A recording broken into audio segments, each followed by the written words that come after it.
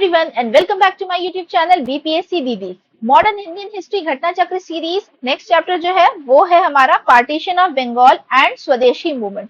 तो यहाँ से अब आप देख रहे हैं कि पार्टीशन ऑफ बंगाल यानी कि 1905 ऑनवर्ड्स वाले जो अब डिफरेंट डिफरेंट मूवमेंट्स थे उनके सारों के चैप्टर्स आते चले जाएंगे। कुछ लोग कमेंट्स में पूछ रहे थे कितने चैप्टर्स बचे हैं, तो नियर अबाउट देखिए कुछ 38 to 40 चैप्टर्स के अराउंड बचे हैं, बट कुछ चैप्टर्स बहुत ही छोटे हैं, कुछ चैप्टर्स लंबे हैं, तो मिला जुला करके अप्रोक्सीमेटली 15 to 20 लेक्चर्स मैक्स लगने वाले हैं और आपका ये पूरा का पूरा जो है मॉडर्न हिस्ट्री वो कंप्लीट हो जाएगा। तो ये हो गया पार्टीशन ऑफ बंगाल एंड स्वदेशी मूवमेंट का इन्फॉर्मेशन शॉर्ट में गिवन है, एक बार आप रीड आउट कर लीजिएगा। ऑलरेडी इन्होंने देखिए हाईलाइट करके नाम दे रखे हैं आपको, तो इससे आसानी होती है पढ़ने में। तो क्वेश्चन है विच of the following occurred last. तो अब हमें ईयर्स पता होने चाहिए, ठीक है। यहाँ पे पूछ रहा है एनेक्सेशन पॉलिसी, तो ये तो डॉक्ट्रिन ऑफ लैप्स वाली आ गई, ठीक है। तो ये एनेक्सेशन पॉलिसी कब आई थी? 1848 ऑनवर्ड्स चली थी। उसके बाद पार्टीशन ऑफ बंगाल कब हुआ? तो ये हुआ 1905 में। सब्सिडियरी अलायंस जो था वो आया था लॉर्ड कॉर्नवालिस के टाइम पे 1793 में। एंड परमानेंट सेटलमेंट वाज 1793, मैं ही गलत लिख रही हूँ, 1793। एंड सब्सिडियरी अलायंस जो है वो लॉर्ड वेलेस्ली ने लॉन्च किया था थोड़ा सा और लेटर टाइम पीरियड में। I am forgetting the exact year right now. तो जैसे अगर हमने ये तीन मेंशन भी किए तो हमें पता है सब्सिडियरी अलायंस भी तो पुराना ही है, तो जो आंसर है वो हमारा हो जाएगा 1905 बी, ठीक है। इसके बाद है anti partition movement of Bengal was initiated on. Anti partition movement कब आया होगा? तो पहले तो पार्टीशन अनाउंस हुआ, ठीक है, उसके बाद एंटी पार्टीशन मूवमेंट स्टार्ट हुआ, तो ये स्टार्ट हुआ 7 अगस्त 1905 को। This date is very important, ठीक है। अब देखिए 20 जुलाई 1905 को कर्जन ने ऑर्डर इशू किया टू डिवाइड बंगाल, ठीक है। फाइनली टुक प्लेस कब हुआ? तो यहाँ पे था जिस दिन ऑर्डर इशू हुआ, 20 जुलाई को ऑर्डर इशू हुआ और ऑफिशियली जो पार्टीशन हुआ था वो 16 अक्टूबर को हुआ था। तो ये दो डेट तो इंपॉर्टेंट हो गई। और इसी बीच में जब ऑर्डर इशू हो गया था तो 7 अगस्त 1905 में डिसाइड हुआ कि मास प्रोटेस्ट रखी गई कैलकाटा के टाउन में और एंटी पार्टीशन मूवमेंट के साथ साथ स्वदेशी मूवमेंट लॉन्च हुआ आपका, ठीक है। इंडियन कॉन्टेक्स्ट फ्रीडम स्ट्रगल में 16 October 1905 is well known for किस रीजन की वजह से? तो partition of Bengal came into effect, ठीक है। यहाँ पे ऑफिशियली केम इनटू इफेक्ट था, सिर्फ नोटिस नहीं आया था। Which movement started after the partition of Bengal? तो स्वदेशी मूवमेंट था ये। Declaration of partition of Bengal, declaration पूछा है, तो डिक्लेरेशन देखिए यहाँ पे 20 जुलाई नहीं गिवन है, तो हम नियर डेट 19 जुलाई को सिलेक्ट करेंगे। अक्सर ऐसा हो जाता है, कभी 20 दिया होता है, कभी 19 दिया होता है, तो हमें नियर अबाउट ऑप्शन को करेक्ट करना है। Name the viceroy of India concern with Bengal partition, तो ये थे लॉर्ड कर्जन, ठीक है। Partition of Bengal was carried out by Lord Curzon in 1905। In which year was this partition annulled? तो कैंसिल आउट कब हुआ था? तो ये हुआ था दिल्ली दरबार के टाइम पे अनाउंस हुआ था 1911 में। Governor general who partition Bengal? It was Curzon. Lieutenant governor of Bengal at the time of partition of Bengal was, तो लेफ्टिनेंट गवर्नर हमसे पूछा है, तो ये थे सर एंड्रयू फ्रेजर, ठीक है। Who among the following led the agitation against the partition of Bengal? 1905 में तो जो एजिटेशन थी यानी कि एंटी पार्टीशन मूवमेंट था वो किसने लीड किया था? तो ये किया था एस.एन. बैनर्जी, सुरेंद्र नाथ बनर्जी ने। Who has said about Bengal partition कि the partition announcement fell like a bombshell, ठीक है। तो ये स्टेटमेंट किसने दिया था? ये स्टेटमेंट भी एस.एन. बैनर्जी का ही है। Who among the following were the critics of Swadeshi movement and pleaded for a better understanding between East and West? तो ये थे रविंद्रनाथ टैगोर। अगला है who was the first to suggest the boycott of British goods in Bengal, ठीक है। तो British goods का boycott करना चाहिए, इसका सबसे पहला सजेशन बंगाल में किसने दिया था? तो ये दिया था कृष्ण कुमार मित्रा ने। इंडियन फ्रीडम फाइटर, जर्नलिस्ट थे, ब्रह्मो समाज के मेंबर थे, ठीक है। और इनकी मैगजीन भी इंपॉर्टेंट हो जाती है, नेशनलिस्ट बंगाली वीकली मैगजीन आती थी इनकी जिसका नाम था संजीवनी, उसमें इन्होंने ये आइडिया प्रोपोगेट किया था। अगला है boycott of British good was adopted as a national policy in, तो कब अडॉप्ट हुआ? 1905 में ही अडॉप्ट हुआ। Who painted the famous image of Bharat Mata to visually associated the identity of India as a nation? तो भारत माता की पहली पेंटिंग बनाई थी अबिंद्रनाथ टैगोर ने, ठीक है। Partition of Bengal was done mainly for, तो क्या वजह थी? To weaken the growth of nationalism in Bengal. जब ब्रिटिशर्स ने देखा कि बंगाल ओवरऑल बहुत ही ज्यादा स्ट्रांगली ग्रो कर रहा है, वहां पे नेशनलिज्म आइडियोलॉजी ग्रो कर रही है, तो उनको लगा कि अब इस चीज को वीक कैसे किया जाए, तो उन्होंने हिंदू मुस्लिम वाले एक तरीके से पहली चीज तो डिवाइड किया और उन्होंने रीजन क्या दिया कि हम एडमिनिस्टर नहीं कर पा रहे, बहुत बड़ा एरिया हो रहा है, ठीक है। अगला है the following programmes were launch by the nationalist against the partition of Bengal. तो पार्टीशन ऑफ बंगाल के अगेंस्ट में कौन कौन से मूवमेंट लॉन्च हुए थे? तो बॉयकॉट मूवमेंट था, स्वदेशी मूवमेंट था, और नेशनल एजुकेशन को प्रमोट किया गया था। तो ये भी ठीक है, नॉन कोऑपरेशन नहीं है, तो 1919 में आया था। तो आंसर हो जाएगा 1, 2 and 4। The swadeshi and boycott were adopted as methods of struggle for the first time during, तो कब हुआ था? तो ऑब्वियसली अगेंस्ट द सॉरी हाँ against agitation against the partition of Bengal. Swadeshi and boycott were adopted for the first time during, अब देखिए as it is सवाल है UPSC 2016, BPSC 2022, partition of Bengal same question है, ठीक है। Which movement was started as a reaction to the partition of Bengal, same question 66 BPSC. तो ये था स्वदेशी मूवमेंट लॉन्च हुआ था साइड बाय साइड। तो पहला स्टेटमेंट दिया हुआ है 7 August is declared as national handloom day, बिल्कुल ठीक बात है। It was in 1905 the swadeshi movement was launched on the same day, तो ये भी सही चीज है। तो इसका आंसर हो जाएगा ए कि both statement is correct and statement 2 is the correct explanation of statement 1। ठीक है, तो 7 अगस्त हमारे लिए इसलिए इंपॉर्टेंट हो जाता है, उस दिन नेशनल हैंडलूम डे भी सेलिब्रेट किया जाने लगा है।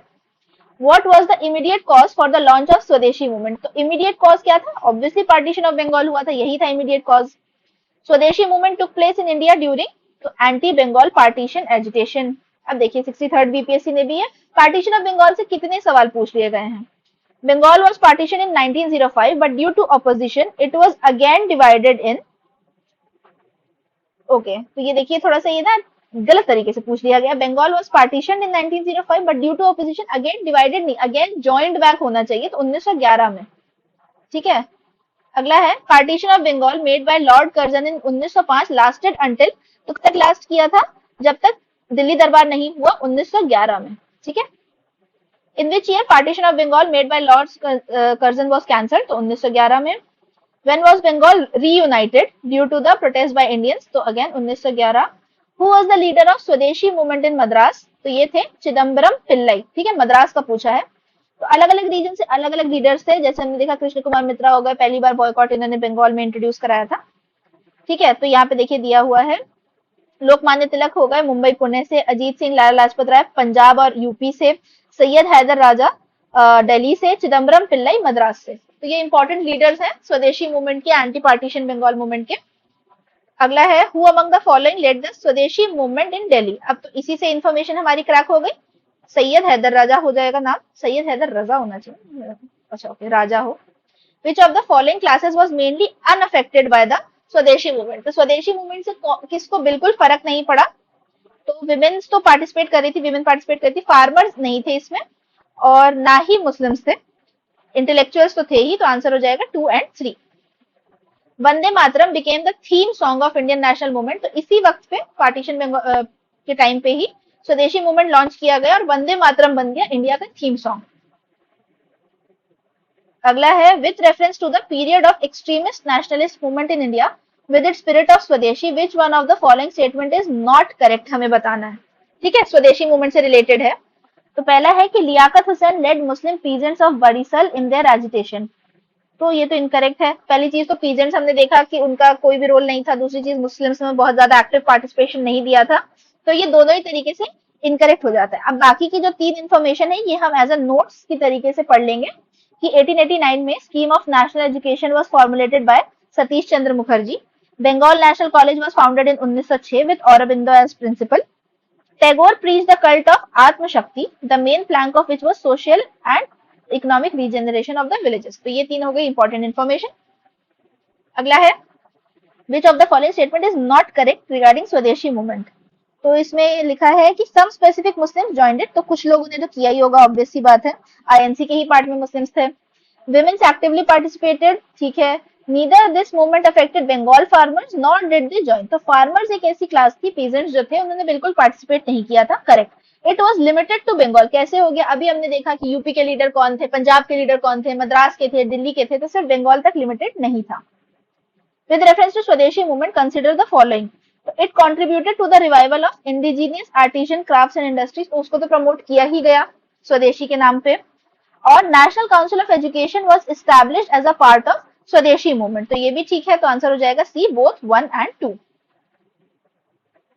British journalist H.W. Nevinson was associated with, तो ये किस चीज से एसोसिएटेड थे, ये भी स्वदेशी मूवमेंट से एसोसिएटेड थे, इन्होंने कवर किया था उस टाइम पे इस पूरी प्रॉपर न्यूज को। ठीक है, he travelled across India for 4 months and his reports were carried by Manchester Guardian. ठीक है, और उन्होंने हेडलाइन क्या दिया, the new spirit in India, एक बुक के तरीके से इसको फॉर्म किया गया उनकी पूरी इन्फॉर्मेशन को, और लिखा गया new spirit of India. Obviously 1905 के बाद से ही तो मतलब एक्सट्रीमिस्ट मूवमेंट एक तरीके से उभर करके आया और लोगों ने मास प्रोटेस्ट और ये सारी चीजें करनी शुरू करी, जिससे ब्रिटिशर्स को लगा कि अच्छा अब ये एक नया जोश आ गया इंडियंस में, इसे कंट्रोल करना थोड़ा मुश्किल होगा। Who among the following had founded Indian Society of Oriental Art to revive ancient art traditions of India? तो ये किया था अबेंद्रनाथ टैगोर ने। अबेंद्रनाथ टैगोर का भी हमने देखा, भारत माता की इन्होंने ड्राइंग बनाई थी। ओके, तो ये हो गया हमारा स्वदेशी मूवमेंट एंड पार्टीशन वाला चैप्टर। अब देखिए मैंने बताया ना छोटे छोटे चैप्टर्स भी साथ में है। तो अगला है कांग्रेस में के सेशंस हमें देखने हैं, बनारस, कलकत्ता और सूरत के। तो ये जो तीनों सेशंस हैं ये इसी टाइम पीरियड के हैं 1905 वाले, तो ये देखने जरूरी हो जाएंगे क्योंकि इंपॉर्टेंट जितने भी डिसीजंस लिए जा रहे थे वो इन्हीं आईएनसी सेशंस के थ्रू लिए जा रहे थे। तो ये देखिए बहुत हेवी सा स्टेटमेंट दिया है। तो at a graduate at 18, professor associate editor of Sudharak at 20, secretary of Sarvajanik Sabha and of provincial conference at 25, secretary of National Congress at 29, leading witness before an important royal commission at 31, provincial legislator 34, imperial legislator 36, president of INC at 39, patriot whom Mahatma Gandhi himself regarded as his master। अब यहाँ पे सिर्फ एक information है जो हमारे को ये क्वेश्चन सॉल्व करने के लिए सफिशियंट है, पूरा पैराग्राफ आपको कंफ्यूज करेगा, just read this. Mahatma Gandhi himself regarded as his master, तो महात्मा गांधी ने अपना जिसे बोलते हैं गुरु, पॉलिटिकल गुरु, वो किसे मानते थे, तो वो मानते थे गोपाल कृष्ण गोखले को। ठीक है, तो बायोग्राफर ने उनको पूरे तरीके से डिस्क्राइब किया गया है, तो बहुत आसानी से ये बता दिया कि गोपाल कृष्ण गोखले है इनका आंसर। अगला है Gopal Krishna Gokhale presided over the session of Congress in, तो 1905 का जो सेशन हुआ था बनारस का सेशन, ये सेशन इंपॉर्टेंट है। ठीक है, अलग से चैप्टर अगर डिवोट किया गया है घटना चक्र में तो ऑब्वियस सी बात है चैप्टर सेशन इंपॉर्टेंट है। बनारस सेशन 1905 किसने प्रिसाइड किया था, गोपाल कृष्ण गोखले ने, and he also founded servants of India society, कब, 1905 में ही। Who presided over Banaras session 1905 का, तो Gopal Krishna Gokhale. Following leader presided over Congress session at Calcutta, अब कलकत्ता का 1906 का किसने किया था, तो ये थे दादा भाई नौरोजी। ठीक है, INC session 1906, flag of swaraj for India was unfurled by, तो again it was done by Dada भाई नौरोजी। ठीक है, तो ये सेशन इंपॉर्टेंट हो जाता है कि फ्लैग ऑफ स्वराज जो है वो पहली बार अनफर्ल्ड किया गया, और इसी टाइम पे दादा भाई नौरोजी ने बोला था that swaraj is my birth right and I shall have it.